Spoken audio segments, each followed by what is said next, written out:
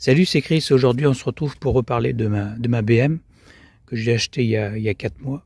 Donc, c'est une BM E90, une toute première série, une 2005, que j'ai trouvée avec un cadet d'entretien complet et qui avait seulement 130 000 km. Donc, pour 20 ans, c'est très très correct. Donc, j'ai roulé, j'ai fait à peu près 5000 km. Et donc, je voulais partager avec vous mon ressenti et puis les points positifs et négatifs de ce modèle. Donc, on va commencer déjà par l'esthétique. Donc, au niveau esthétique, moi, ça me plaît bien. La série 3 donc a toujours plu hein, depuis les premiers modèles, la E21. Oui, donc on a eu la E30 après la E46. Alors, la E46, j'en ai eu une que j'ai gardée 10 ans. Hein, c'était un 6 cylindres. Une 325 Ti de 192 chevaux. Et je l'ai gardé 10 ans, j'ai fait pas tout à fait 300 000 km. Et j'ai pris beaucoup de plaisir avec ce modèle. Donc par la suite, j'ai voulu chercher un modèle comme celui-ci en E90, en 325i.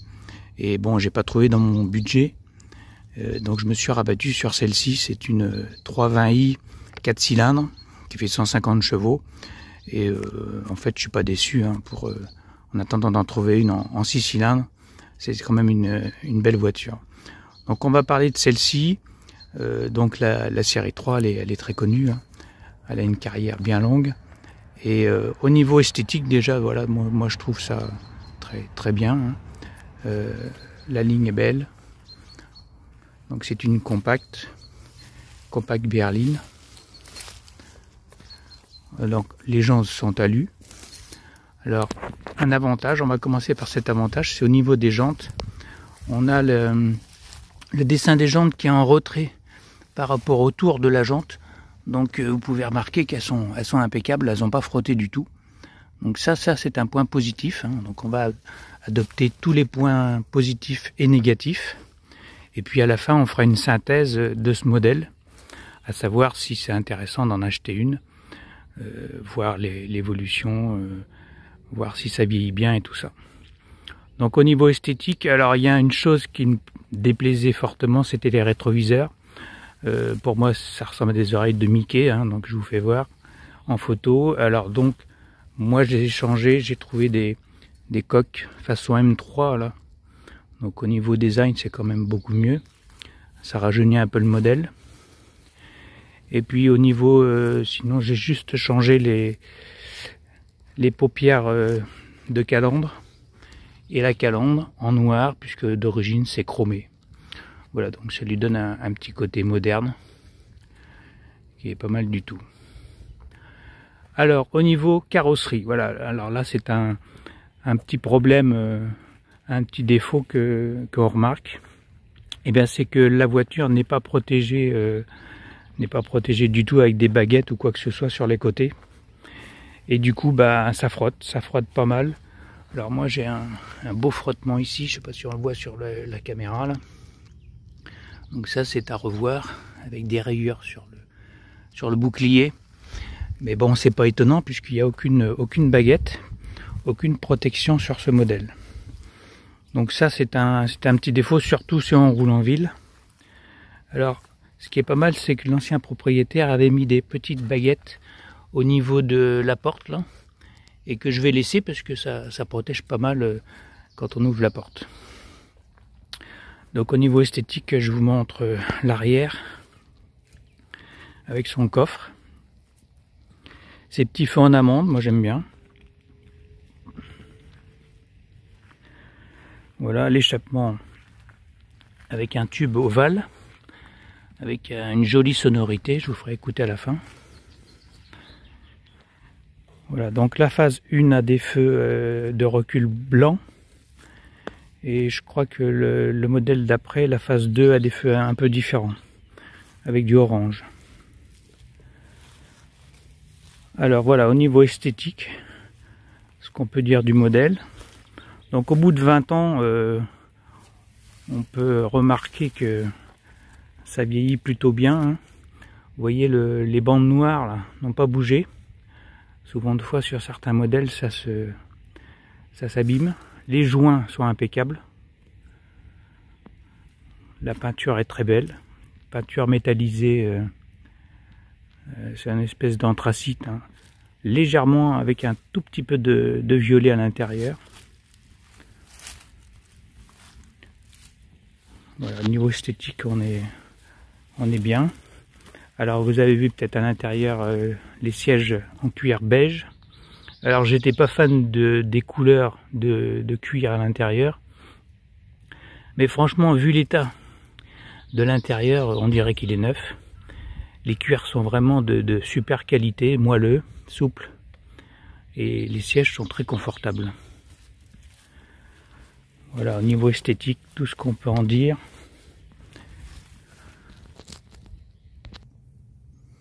Au niveau éclairage, ça éclaire très bien, hein, pas de souci. En dessous, on a les anti-brouillards.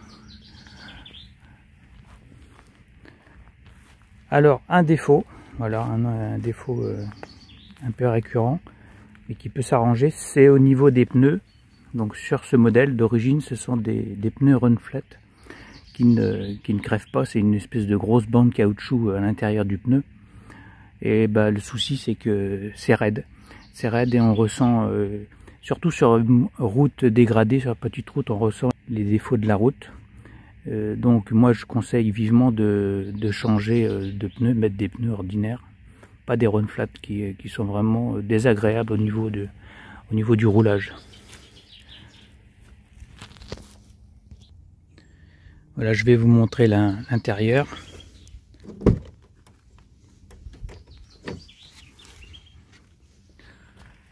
Voilà, donc classique, hein. Intérieur classique, simple, mais vraiment de bonne qualité. Donc là on a l'intérieur des portes avec un revêtement qui est cuir, comme les sièges, avec le petit haut-parleur qui ressort. Et ici on a une baguette, imitation bois, hein. Je pense pas que ce soit du vrai bois. Voilà, au niveau des sièges. Alors ce qui est pas mal, c'est que l'enveloppe est noire, il y a l'assise qui est beige. Ici vous avez le petit logo BM sur le marchepied.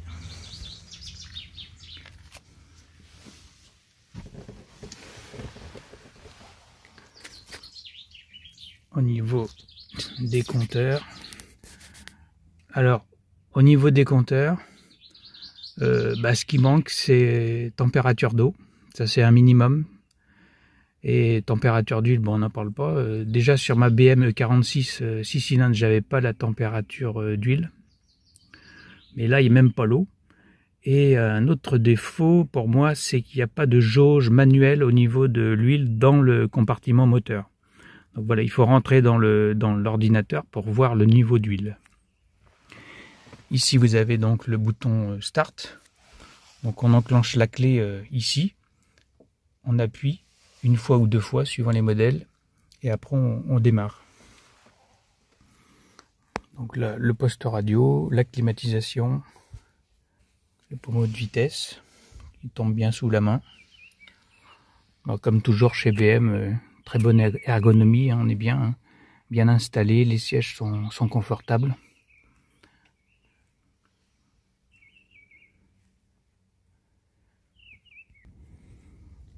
Voilà, au niveau de l'arrière, je pense pas qu'il y ait eu beaucoup de monde qui soit monté à l'intérieur.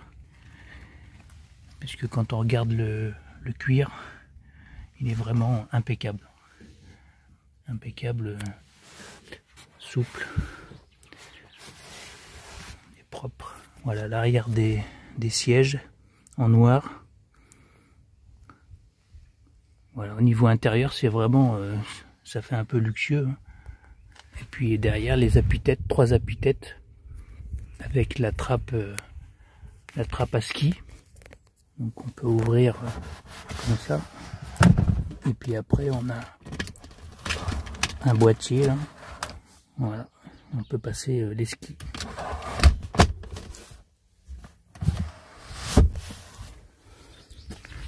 Voilà, bel intérieur. La place aux jambes c'est un peu limité. Mais bon voilà, c'est vrai que c'est un modèle qui n'a pas un gros volume de coffre non plus. On n'achète pas ce modèle pour une grande famille ou mettre beaucoup de bagages. Alors moi, ce qui m'a plu dès que je suis monté dedans, c'est l'ergonomie intérieure, positionnement par rapport au poste de pilotage. Et au niveau roulage, c'est vraiment un châssis aux petits oignons. Hein. C'est vraiment précis. Alors précis, effectivement, on ressent un peu plus les petites routes quand c'est un peu dégradé et en plus avec les pneus run flat. Mais voilà, c'est vraiment un très très bon châssis. Et par rapport par exemple à ma E46, elle était plus molle au niveau du châssis, moins précise.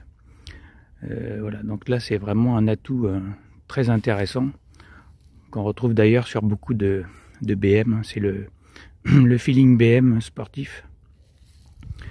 Au niveau moteur, donc là c'est un 2 litres, 150 chevaux, 16 soupapes. C'est pas mal. Bon, c'est pas sportif comme un 6 cylindres, mais c'est bien suffisant aujourd'hui pour se faire plaisir. La sonorité est un peu rauque. Non, ils ont bien travaillé au niveau de l'échappement. Qu'est-ce qu'on peut dire au niveau du comportement? C'est incisif, hein, c'est vraiment précis, incisif, plaisant, comme beaucoup de BM. Au niveau esthétique, je reviens sur l'esthétique par rapport à la calandre. Quand on voit les nouvelles calandres énormes, moi personnellement ça me plaît pas. Hein. Les haricots comme ça, déjà c'est assez gros. Hein. Et je sais pas ce qu'ils ont voulu faire, mais c'est un peu choquant. Hein. Moi, ce qui me choque beaucoup, par exemple, c'est la dernière M2. Au niveau esthétique, c'est vraiment avec des lignes tendues, pas très belles. Non, c'est pas fluide. L'arrière est bizarre au niveau des feux et tout ça. Alors que là, franchement, on a un modèle qui vient d'avoir 20 ans, hein, donc ça vieillit plutôt pas mal au niveau esthétique. Enfin, je pense. Donnez-moi votre avis en commentaire. Voilà, donc le poids de l'auto est bien réparti, hein, donc ça contribue au bon équilibre de roulage. Précision du train avant.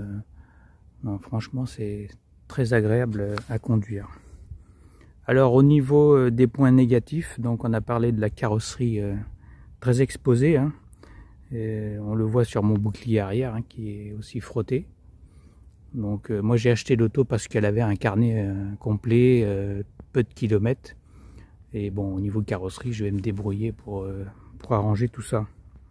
Un point négatif que j'ai trouvé aussitôt, puisque j'ai un fusible qui a grillé au niveau des fermetures de centralisation des portes, c'est que les fusibles sont tout au fond de la boîte à gants, côté passager donc. Et pas évident d'aller les chercher, même avec la petite clé qui est fournie avec. Au niveau du rayon de braquage, très bon, comparé à ma 407 que j'avais avant, c'était vraiment le camion. Hein. Fallait s'y reprendre à 2 fois pour tourner ou manœuvrer sur un parking. Non, là franchement c'est très bien. Donc au niveau des points négatifs, on peut parler de la fragilité des turbos, surtout sur les diesels. Il y a moins de problèmes sur les essences, voilà, c'est surtout les diesels qui ont des soucis. De chaîne aussi, chaîne de distribution qui se détend, surtout sur les diesels, ça peut arriver sur certains modèles essence. Donc à contrôler, c'est pas parce qu'on a une chaîne de distribution qu'il ne faut pas contrôler la tension. Pour être tranquille, hein, parce que sinon si la chaîne casse, c'est un moteur à changer. Donc là ça va assez loin au niveau budget. Un défaut, hein, alors on va parler d'un défaut. Suspension, voilà, quand on passe les dodanes, il y a un petit bruit à l'avant. Alors je sais pas si c'est lié à l'ancienneté du modèle, mais d'après ce que j'ai lu, effectivement il y a des petits bruits au niveau suspension avant, quand on les sollicite sur des dodanes un peu secs. Voilà, ça c'est un petit défaut. Alors les défauts, c'est là quand on achète, là c'est un biomodèle, mais quand on achète c'est le nombre d'options. Comme chez BM d'habitude, voilà, il y a beaucoup d'options, donc ça fait monter le prix. Mais là on parle de la E90, donc qui n'est plus commercialisée. Au niveau consommation d'huile, voilà, sur les 325 et 330i, on peut avoir de la consommation d'huile, comme j'avais moi-même sur ma E46 325 Ti, sur la fin surtout. Après, on a parlé des turbos. Alors oui, chez BM, on sort pas du réseau. Hein. Si vous sortez du réseau, c'est fini. Ils prendront plus la voiture pour la réparer. La preuve en est que moi, quand j'ai acheté la voiture, donc j'ai eu un souci au niveau de la clé. Je ne savais plus comment démarrer avec le bouton Start. Voilà, ça marchait pas forcément bien. J'ai trouvé la solution en changeant aussi un fusible. Mais quand j'ai appelé BM, le fait que la voiture soit sortie juste pour une vidange sur la fin, elle est sortie du réseau BM, et bien BM ne prenait plus le modèle pour le réparer. Voilà, donc il faut y penser. Alors bon, celle-ci a 10 ans, donc on arrive à trouver des garages qui s'en occupent. Hein. Au niveau des pièces, elles sont endurantes. Hein. Elles sont endurantes, un peu chères à l'achat, mais après on trouve des pièces adaptables un peu moins chères.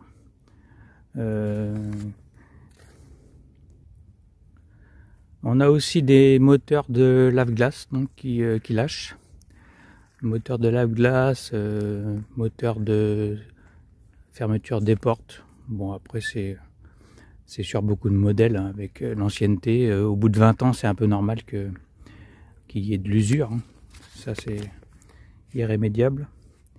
Il y a eu des problèmes sur les 4 motrices, les X-Drive, qui restent fragiles, donc à éviter en 4 motrices. Et puis, que dire encore, les GPS, alors le GPS c'est assez vieillissant, il ne faut pas trop compter là-dessus, mais maintenant avec le téléphone, on n'a pas forcément besoin d'un GPS dans la voiture. Le volume de rangement, donc voilà, c'est moyen. Sinon la fiabilité globale est bonne, surtout en essence. En diesel avec des forts kilométrages, voilà, faut s'attendre quand même à des soucis genre turbo, chaîne de distribution, et puis volant moteur aussi sur certains moteurs à changer, donc ça fait quand même des coûts importants. Moi je conseille plutôt de prendre un essence, surtout quand en consommation ça reste correct. Là on reste en dessous des 8 litres si on fait de la route. Donc pour un 4 cylindres 150 chevaux, ça reste bien. Au niveau diesel, alors là c'est vraiment très économique. Et si vous prenez un 330D ou 325D, vous allez consommer 5-6 litres au 100, pas plus. On a aussi relevé des joints de culasse hein, qui tiennent moins bien. Donc la chaîne qui se détend, ça on en a parlé. Le guide chaîne aussi, un guide chaîne qui est avec un matériau plastique qui vieillit assez mal, qui peut casser. Donc à vérifier lors des révisions, ce guide chaîne plastique. Donc au niveau des défauts, je pense que j'ai fait à peu près le tour. On a parlé des deux en même temps, et donc les matériaux sont quand même de qualité, hein, comme BM nous a habitués. Donc vraiment c'est un châssis intéressant, une voiture dynamique, comme beaucoup de BM. Et voilà, faut essayer une BM pour l'apprécier. Moi j'ai eu pas mal d'autos, j'ai apprécié aussi des Alpha, mais au niveau vieillissement, entretien, c'est plus cher qu'une BM. Hein. Donc moi je reste sur BM, qui a quand même une réputation assez sérieuse. Voilà, donc on a parlé un peu de tout. On a une sensation de sécurité avec les 6 airbags. Au niveau gamme de moteurs, on est vraiment bien fourni. Hein. Donc vous avez pas mal de cylindrées, pas mal de moteurs, et chacun peut trouver celui qui lui convient le mieux. Voilà, je pense que j'ai fait à peu près le tour. Donc en synthétisant tout ça, moi j'aime bien BM, hein, je suis tombé dedans il y a une quinzaine d'années. Alors bon, le 6 cylindres c'est encore mieux, mais bon, le 4 est déjà pas mal. Donc voilà, vous avez une auto pour pas trop cher, hein, pour 7 000 euros, 7-8 000 euros, vous avez une belle auto qui va faire encore des kilomètres. Voilà, elle en fera plus à mon avis que les moteurs PureTech. Donc je connais un peu le problème. Voilà, donc je pense que vous avez toutes les informations pour éventuellement en acheter une. Et puis vous faire plaisir pour pas trop cher. Voilà, si vous avez des questions ou si vous avez des commentaires, je suis ouvert à tout. Je vous laisse sur cette belle série 3 E90 320i et je vous dis à une prochaine fois. Ciao, ciao.